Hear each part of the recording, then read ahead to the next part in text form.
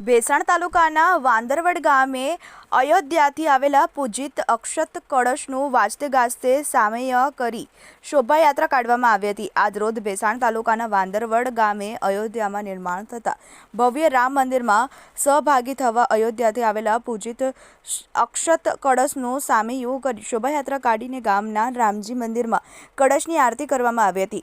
આ શોભાયાત્રામાં સરપંચ પ્રદીપભાઈ કાનપરિયા, વિજયભાઈ કપુરિયા, ચિમનભાઈ શીલુ, અજયભાઈ ડાભી, રોહિતભાઈ બેસાણિયા તેમજ બેસાણથી જેનિશભાઈ બાયાણી સહિતના આગેવાનો તેમજ ખૂબ મોટી સંખ્યામાં ગ્રામજનો હાજર રહ્યા હતા ને ગામ ભાગવા રંગે રંગાઈ ગયું હતું।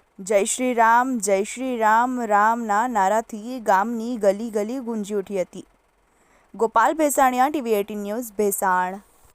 આપણા સૌ માટે આજે એક મહત્વનો દિવસ એ છે કે આપણી પેઢીઓએ અને આપણા સૌ પૂર્વજોએ અત્યાર સુધી જોયું હોય તો માત્ર ને માત્ર આપણા મંદિરો લૂંટાતા અને મંદિરો તૂટતા માટે જોયા છે।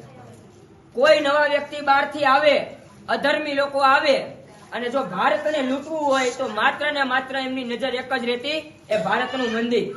અને ભારતનું મંદિર જ શા માટે? કારણ કે ભારતના મંદિર પ્રત્યે લોકોની આસ્થા હતી, એમનો વિશ્વાસ હતો કે મંદિર સામું જોઈને અમુક કાળું કામ એમનાથી ન જ થાય, આવો વિશ્વાસ પણ હતો। એટલે અત્યાર સુધી જે લૂંટારાઓએ લૂંટ્યું ને માત્ર ભારતનું ધન નથી લૂંટ્યું, એ માત્ર ભારતનું મંદિર જ નથી તોડ્યું, એને આપણા સમગ્ર હિન્દુ સમાજની આસ્થાને તોડી છે, એ સમગ્ર હિન્દુ સમાજના ધનને લૂંટ્યું છે। પરંતુ આપણે સૌ એટલા ભાગ્યશાળી છીએ કે આવનારી 22 તારીખે આપણે જયારે પ્રાણ પ્રતિષ્ઠા મહોત્સવ થશે અયોધ્યામાં, ત્યારે અને આપણે સૌ આજે વર્ષો પછી, પેઢીઓ પછી આપણી નજર સામે આપણે મંદિરનું નિર્માણ થતા જોવાનું છે। અને માત્ર અયોધ્યા એક નથી, આના પછી હજી મથુરા પણ બાકી છે, જેવા કેટલાય આપણા મંદિરો છે જે બાકી છે। કારણ કે આપણું વિઝન એ લોંગ છે। આપણી સંસ્કૃતિને જ્યાં સુધી પહેલાની જેમ આપણે પાયામાં નહીં બેસાડી દઈએ ત્યાં સુધી આપણે અટકવાનું નથી। એટલે ફરીવાર આપ સૌ ગામજનો ફરીથી એકઠા થઈએ અને 22 તારીખે દિવાળીના માહોલની જેમ જ ભગવાન શ્રી રામનો આપણે જ્યારે મૂર્તિ પ્રતિષ્ઠા થાય, પ્રાણ પ્રતિષ્ઠા થાય, એ તહેવાર ઉજવીએ એવું ફરીવાર આજ અહીંયાથી આહવાન કરીએ છીએ।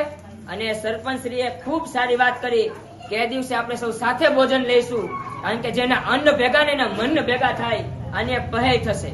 આપ સૌનો ખૂબ ખૂબ આભાર। જય શ્રી રામ। હું પ્રદીપ કાનપરિયા, વાંદરવડ સરપંચ।